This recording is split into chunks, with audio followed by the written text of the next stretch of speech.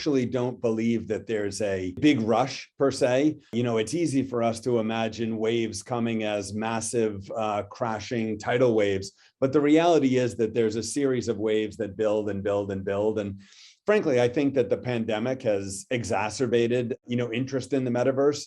We've all spent a lot more time in the digital world by nature of social distancing and travel bans and all of those things. So I'm quite confident that has had a big impact. But there's lots of other things I think that have converged to help generate what maybe sometimes feels like a crescendo. Technology advancements, right?